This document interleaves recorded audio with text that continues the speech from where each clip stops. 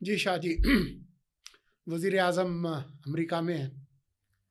IMF का जो ऐलान था वो हो गया है, $7 अरब वाला।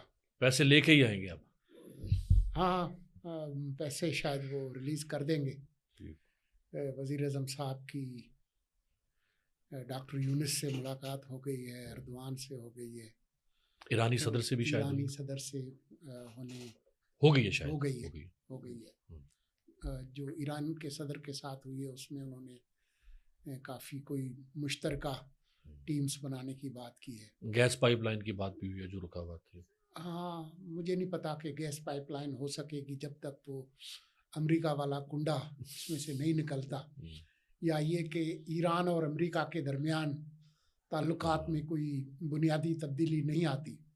इस दफ़ा ईरानी सदर की जो तकरीर थी, बावजूद इस बात के कि तेहरान में घर के अंदर वो घुस के मार के गए थे, लेकिन उसके बावजूद ईरानी सदर का जो खिताब था वो इतना गुस्से वाला मुआनिदाना नहीं था, बल्कि उन्होंने अमेरिका से कहा कि जी हम आपके साथ बराबर की बुनियाद पर एटमी जो मामलात हैं उन समेत गुफ्तगू करने के लिए तैयार हैं।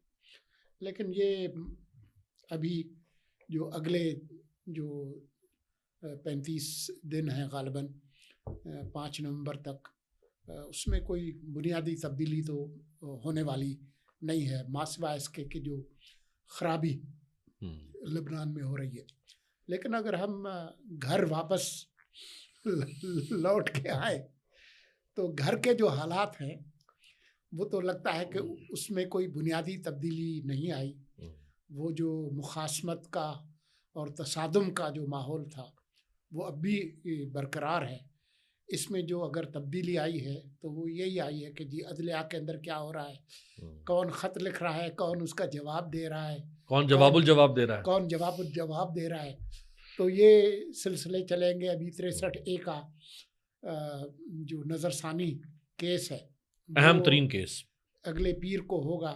शायद वो बेंच टूटे, कोई दोबारा बने, शायद जस्टिस मुनीब जो है वो उससे माजरत कर लें, क्योंकि वो ओरिजिनल मुसन्निफ हैं जो ओरिजिनल 63A का जो फैसला था जिसके खिलाफ नज़रसानी है। लेकिन अगर वो टूट भी गई तो दोबारा बनने में देर नहीं लगेगी। लेकिन लगता ये है कि आज जब हम गुफ्तगू कर रहे हैं तो आज से लेकर अगले जो 15-20 दिन हैं वो ख़ासे अहम होंगे।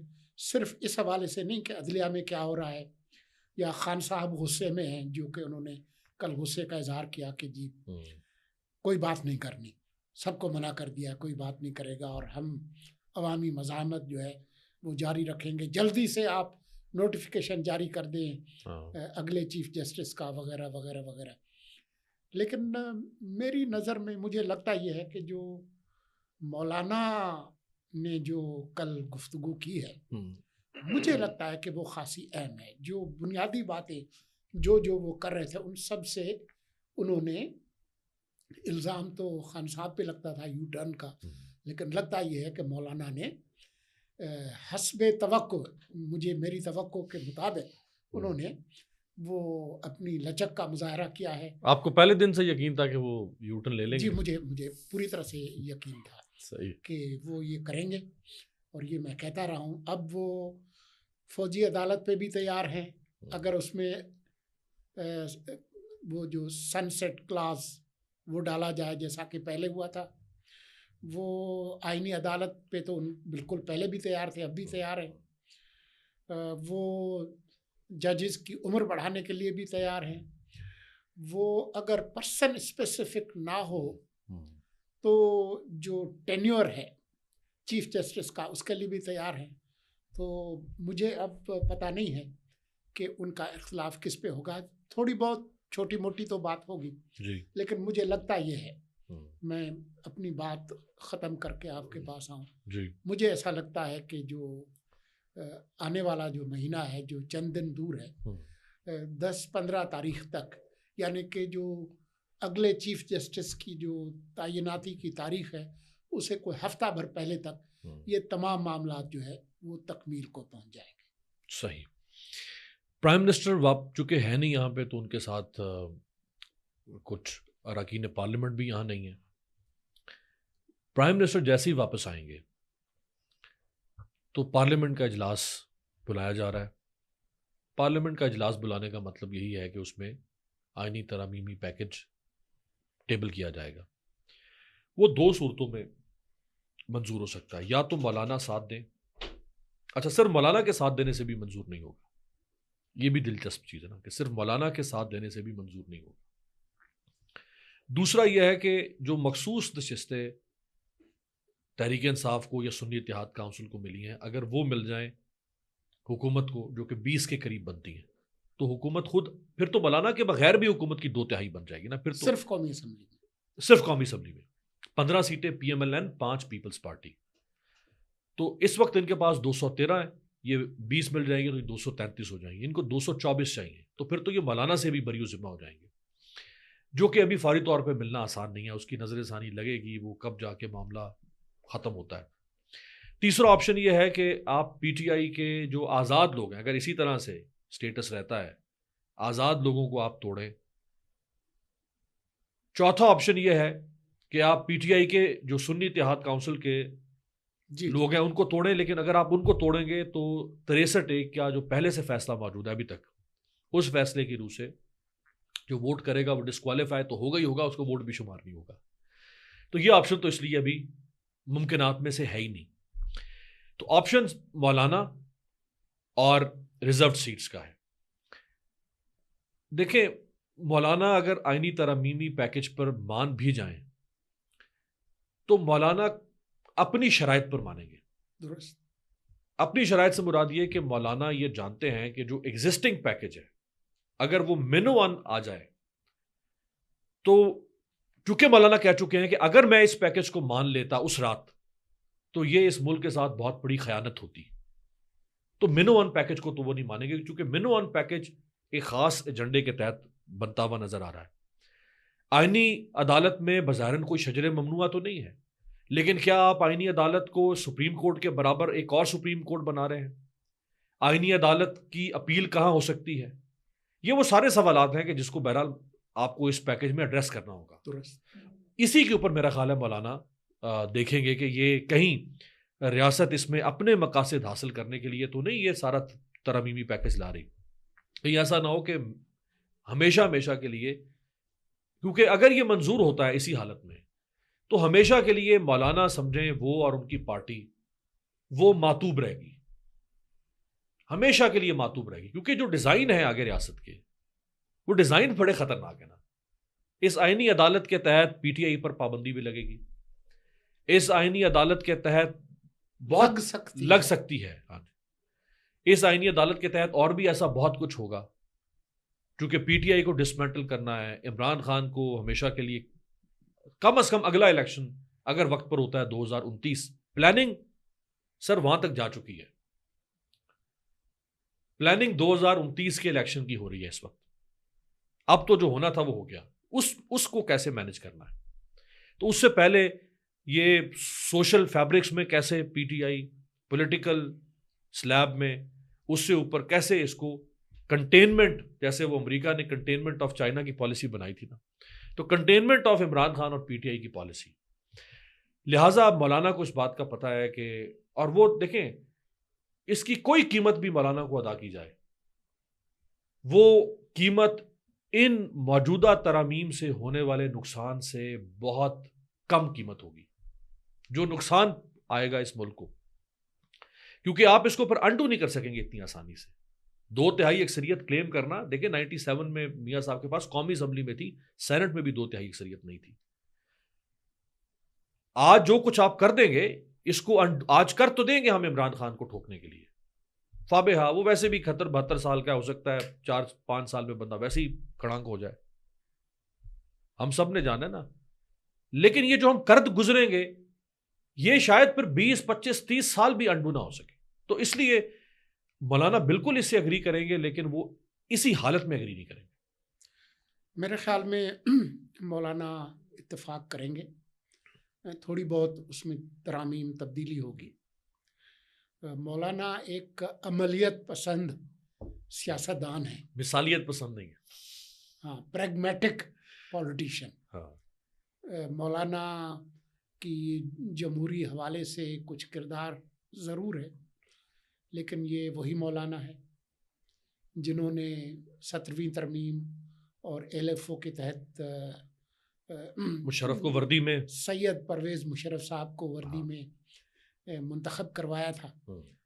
और 17वीं तरमीम में 58(2)(b जो है वो भी शामिल थी, जिसमें पार्लिमान रुखसत की जा सकती थी। सिर्फ यही नहीं, बल्कि अगर आपको याद हो, जुलाई 2007 में लंदन में जो ऑल पार्टीज कॉन्फ्रेंस हुई थी, उसमें उनका पूरी ख्वाहिश कोशिश थी कि दोबारा 2007 में वो वर्दी में मुंतखब ना हो, और उसके लिए अकरम दुरानी जो कि वज़ीर आला थे, उनके लिए कहा गया था कि आप असेंबली तोड़ दें ताकि इलेक्टोरल कॉलेज ना हो, ताकि सदर परवेज़ मुशर्रफ दोबारा ना हो। लेकिन उन्होंने आखिरी वक्त तक असेंबली तहलील नहीं की और सदर साहब मुंतखब हो गए थे। ये तो अदलिया की तहरीक और जी वो जनरल कियानी और बैनुल अक़वामी ताकतों की जो असर था, उसके नतीजे में वो वर्दी उतारने पर मजबूर हुए और उसके बाद फिर चिरागों में फिर इम्पीचमेंट से भाग के उन्होंने 18 अगस्त को इस्तीफा दिया ना, 17 अगस्त, 17, वरना तो इम्पीचमेंट होने जा रही थी। हाँ, वो इम्पीचमेंट तकरीबन फाइनल थी, बल्कि उन्होंने कोशिश भी की थी कि वो चीन जाएं। ये 10-12 अगस्त के करीब वो जाना चाह रहे थे, बल्कि मैं उस वक्त DG रेडियो था। मुझे जो है वो उस वक्त जो DGPR थे सोहेल अली ख़ान, उनकी कॉल आई कि जी आप बराए मेहरबानी हमें नाम दे रेडियो से लोगों के जिन्होंने सदर साहब के साथ जाना है। तो मैंने तो इनकार कर दिया। वो सोहेल अली ख़ान आपके दौर में सेक्रेटरी इत्तलात भी, जी आप ही के दौर पर, जब मैं निगरान काम चलाऊ सरकार का वजीर था जब, तो वो उनकी कोशिश थी, लेकिन वो चीन ने इनकार कर दिया था। तो उसके बाद फिर मजबूरन उनके पास जनरल महमूद दुरानी के बारे में मशहूर है कि वो गए थे, उन्होंने जनरल कियानी का पैगाम दिया कि मुशर्रफ को कि जी आपको कुछ नहीं कहेंगे, आपका जो प्रेसिडेंट हाउस का जो गार्ड है, स्टाफ है, वो आपको गार्ड ऑफ ऑनर देगा, आप चले जाए, सेफ एग्जिट आपको दे रहे। तो पता नहीं, ये एक लंबी कहानी हो गई, लेकिन जो सूरत हाल है वो तो इसी तरफ जा रही है कि आइनी जो तरामीम है वो टेबल की जाएंगी अनकरीब। अब जो बदकिस्मती है PTI की, शायद मेरे ख्याल में, वो ये है कि अगर इस वक्त मुल्क में मुआशी हालात बदतरीन हों और आम लोग जो है वो बिल्कुल सड़क पर आने के लिए तैयार हों, इत्तेफाक ये हुआ है कि अब वो IMF वाला भी हो गया है, दूसरी चीज़ें भी हो गई हैं, तो शायद अगले चंद माह में हालात ऐसे ना हों जो कि किसी अवामी एजिटेशन, कोई बांग्लादेश, कोई श्रीलंका वाली सूरत हाल, डिफ़ॉल्ट वगैरह, शायद वो ना हो। तो अब मुझे नहीं पता कि PTI के पास क्या ऑप्शन होंगे, अगर आपके जहन में कुछ हैं तो। हाँ, नहीं, ये आप बजा फरमा रहे हैं कि एजिटेशन के लिए जो अवामिल कार फरमा होते हैं या जो इंस्टिगेटिंग या प्रोवोकेटिव फैक्टर्स होते हैं अवामी तहरीकों के लिए, उसमें मईशत एक बहुत बड़ा अमल दखल उसका होता है। अगर लोगों के हालात ख़राब हो तो फिर तो लोग किसी के साथ भी, हाँ, मेरे बहकावे पे भी आ सकते हैं, आप कहेंगे आपके साथ निकल पड़ेंगे।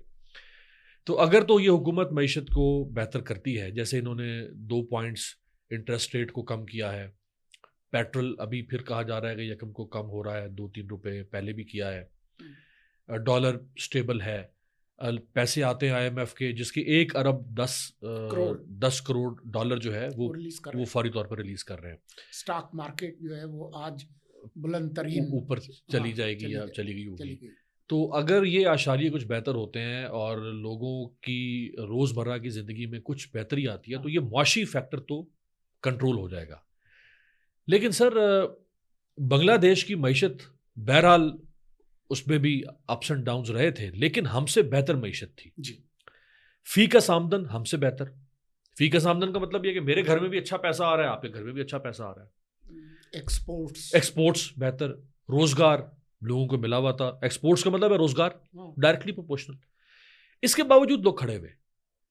इसका मतलब है कि सिर्फ अच्छी मैशत ही फैक्टर नहीं है, बहुत सारे फैक्टर है। देखिए, शख्सी आजादियां, अभी यूएई में क्या कोई कमतर जिंदगी है? खुशहाल तरीन बेहतरीन लोगों की जिंदगी है।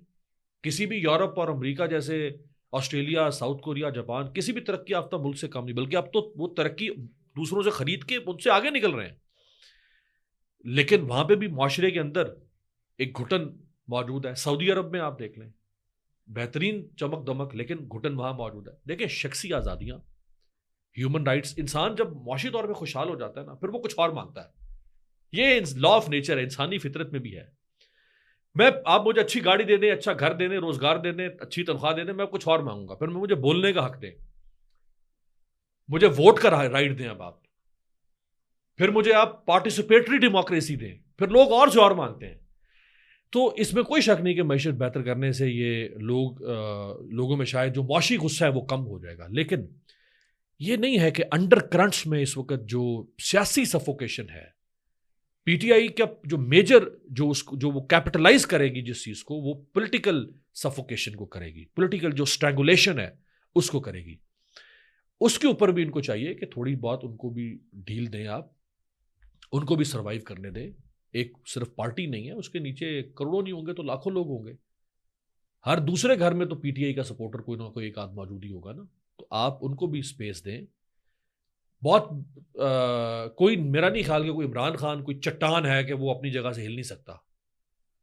ना एस्टैब्लिशमेंट चट्टान है कि वो अपने जगह से हिल नहीं सकती है। फिर जब वो चीज चट्टान बन जाती है ना, फिर नीचे से जलजले आते हैं, फिर वो हिलती चट्टाने भी हैं। फिर नीचे से जब टेक्टोनिक प्लेट्स हिलती हैं ना, फिर चट्टाने भी हिल जाती हैं सारी। तो बेहतर यह है कि हुकूमत, एस्टैब्लिशमेंट, इमरान खान सब कहीं थोड़ी बहुत लचक का मुजाहरा करें, विन विन सिचुएशन सबके लिए निकालें और ब्रेक थ्रू करें और उस चीज़ से आगे निकलें। बाकी सियासत है, लोगों को फैसला करने दें। हो सकता है कल इमरान खान आए, लोग इमरान खान को धक्के मार के, ठुड्डे मार के इक़्तिदार से निकाल दें। मेरे ख्याल में कानून को अपना रास्ता अख्तियार करना चाहिए। अगर किसी ने कोई जुर्म किया है तो उसको उस जुर्म की कानून के मुताबिक सज़ा मिलनी चाहिए। लेकिन जो आज़ादियाँ आइन के अंदर दर्ज हैं, अफराद को, इदारों को, तंजीमों को, सियासी जमातों को, वो बरकरार रहनी चाहिए। और उसका इतलाक़ जहाँ दूसरी जमातों पर होता है तो वो पीटीआई पे भी होना चाहिए। ये पाकिस्तानी लोग हैं, हमारे शहरी हैं, उस जमात को जो कानून के तहत जो हुकूक हासिल है वो ज़रूर होने चाहिए।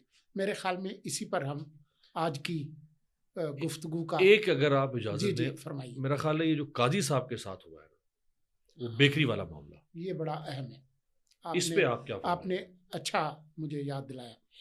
देखें, आप एक तो उसके फैक्ट्स हैं जो वाक़या हुआ। पता ये चला कि जी वो टीएलपी का कोई कारकुन या इंडॉक्ट्रिनेटेड उनका कोई हमदर्द होगा। तो जो सोशल मीडिया पे जो प्रोपेगेंडा होती है मुख्तलिफ लोगों के ख़िलाफ़, जो हेट कैंपेन, उसका उसने असर लिया। और काजी साहब मौजूद थे, उनकी बेटी मौजूद थी। तो वहाँ पर उन्होंने, एक साहब ने उसकी बदतमीज़ी की। अच्छा, वो बदतमीज़ी हो गई और उसका मकसद भी ये था, वो जिस तरीके से वो रिकॉर्ड की गई उससे तो लगता है कि उन्होंने इस मौके को गनीमत जाना। लेकिन साथ ही जो दूसरे जो शरीके थे उनको भी पता चल गया। मेरा इशारा पीटीआई की तरफ है, शहबाज गिल एंड कंपनी, उन्होंने इसको उछाला कि ये बड़ा ज़बरदस्त काम हुआ है। तो वो भी उस बैंड वैगन पे, टीएलपी के बैंड वैगन पे चढ़ गए। वही टीएलपी जिस पर उन्होंने खुद पाबंदी लगाई थी, अगर आपको याद हो। शेख रशीद और फवाद चौधरी ने प्रेस कॉन्फ्रेंस की थी। जी। तो ये एक बदकिस्मती की बात है। बात ये है कि आप और मैं हफ्ते में 2 दफ़ा बैठते हैं। आपके और मेरे ख्यालात सबको पता है, लेकिन हम यहाँ पर बैठ के गुफ्तगू करते हैं, एक दूसरे से इख्तलाफ भी करते हैं। यही जमहूरियत है जी। कि हमारे जो अक़दार हैं तहज़ीब के, अखलाक के, उसको पीछे किए बगैर हम डायलॉग करते हैं, बात करते हैं, तो काजी साहब जो है वो कोई फरिश्ते नहीं हैं, आप और मेरी तरह इंसान हैं। अगर किसी को इख्तिलाफ है आप ज़रूर करें, लेकिन जो बदतमीज़ी और उसको सोशल मीडिया ने मेगाफोन की शक्ल अख्तियार कर दी है। पहले आप मोहल्ले में गाली देते थे तो मोहल्ले में रहती थी, अब आप गाली देते हैं तो वो सारी दुनिया में ब्रॉडकास्ट होती है। तो वो उसकी ताकत जो है वो कई हज़ार गुना जो है वो बढ़ गई है। और मैं समझता हूँ कि बावजूद इस बात के कि आप और मैं एक दूसरे से इख्तलाफ करते हैं, आज भी करते हैं, शायद आइंदा भी करेंगे, लेकिन इस बात पे आपका और मेरा इत्तेफाक है कि इस रवैये की मजम्मत होनी चाहिए। मैं आप बिल्कुल आपके साथ 100 नहीं 1000% मुत्तफिक हूँ कि इसको कतन आप सेलिब्रेट ना करें, लेकिन पीटीआई के लोगों ने भी सेलिब्रेट करना शुरू कर दिया इसको, सोशल मीडिया पे लोगों ने। उसकी वजह यह है कि पीटीआई इस वक्त कंप्लेनेंट है काजी फायज ईसा साहब के खिलाफ। ये भी सच होगा कि काजी साहब एक ख़ास जमात से कुछ ज़्यादा ही मोहब्बत करना शुरू हो गए हैं पीटीआई से, लेकिन इसके बावजूद इस तरह के वाक़यात, ये जो मुतशद्दिद रवैये हैं, ये जो अदम बर्दाश्त है, और उसको लेकिन अभी तो उसने कहा लानत का, उसने कहा जी जी कोई ऐसा लफ्ज़ उसने कहा, हाँ हम दोहराना भी शायद ना चाहें। ठीक। अब यही अगर वो बीच में दीवार ना होती, हो सकता है वो काजी साहब को एक थप्पड़ भी चमाट भी चढ़ देता। तो ये बड़ा एक थिन लाइन है कि आपने इख्तलाफ को तशद्दुद में कब तब्दील करना है और इख्तलाफ को आपने डायलॉग में कैसे तब्दील करना है। तो शिकवा पीटीआई का काजी साहब से मैं इनके बिल्कुल साथ हूं, वो शिकवा बिल्कुल बजा है। इसके बावजूद किसी को ये हक नहीं दिया जा सकता, ना देना चाहिए। कानून तो एक तरफ है ना, हम तो हमारे हाथ में, हम तो माशरती रवैयों की बात करें। मैं या कोई और किसी को, किसी के खिलाफ, वो नवाज शरीफ हो, आसिफ जरदारी हो, इमरान खान हो, कोई भी हो, जैसे शहबाज शरीफ जब मदीना मुनव्वरा थे, आपको याद है जी जी, जब प्राइम मिनिस्टर बने, हाँ, वहां पे कुछ लोगों ने हुल्लड़बाजी की, मरियम औरंगजेब की हुल्लड़बाजी की। आपका लाख इख्तलाफ रहे शहबाज शरीफ से, लेकिन कुछ लाइंस हमें इरादी तौर पे ड्रॉ करना पड़ती हैं कि इन लाइंस को हम पार नहीं करेंगे। देखें बहुत सारी मिसालें हैं। अब अहमद रजा कसूरी के बारे में मेरे जज्बात कतन अच्छे नहीं हैं, उन पर स्याही फेंकी गई जी। डॉक्टर शेर अफगन मरहूम उनके साथ जो कुछ हुआ, हाँ, लेकिन उनका जो आखिरी जो अयाम में जो उनका सियासी किरदार था, मेरे बिल्कुल मुस्बत जज्बात नहीं हैं। बंदियाल साहब की हिमायत में नहीं है, मुनीब साहब की हिमायत में नहीं है, साकिब निसार के तो हरगिज़ नहीं है, इसी तरह से आसिफ खोसा के। लेकिन क्या मैं चाहूँगा कि ये लोग जब मार्केट में आए तो कोई उनको गाली दे, हाँ, कोई कोई उनको थप्पड़ मारे, या इवन इमरान खान को कोई थप्पड़ मारे इसलिए कि आप उससे इख्तलाफ करते हैं। हम कतन इस तरह के की जो पुरतशद्दुद रवैये हैं उनकी हिमायत नहीं करते। आप इख्तलाफ करें, इख्तलाफ को दुश्मनी में तब्दील ना करें, लोगों को और तारीख को फैसले करने दें, आप अपने तौर पर डंडा उठाकर फैसले न करें। आखिरी सिर्फ एक जुमला, और खुदारा मैं ये दस्तबस्ता अर्ज करूंगा कि मुझे अगर आपसे इख्तलाफ है, मैं आपकी वालदा, आपकी बेटी, आपकी अहलिया, आपकी बहन, यार हम क्यों किस बेगैरती की हद तक जा रहे हैं माशरे में, सॉरी टू से। उनकी बीवी साथ खड़ी है यार, उनकी बेटी साथ खड़ी है, जो भी खवातीन है। मुझे दिली तौर पे जितना मुझे कारी साहब पर से शिकवा है, मुझे इस रवैये पे पहुंचे यार लोगों की। और सियासत में खुदा के लिए जिन फैमिलीज के घर वाले सियासत में नहीं आते, जैसे बेगम कुलसूम नवाज थी, हाँ, वो सियासत में नहीं इस तरह से आती थी, शुरू में आई थी लेकिन बाद में नहीं, ठीक है।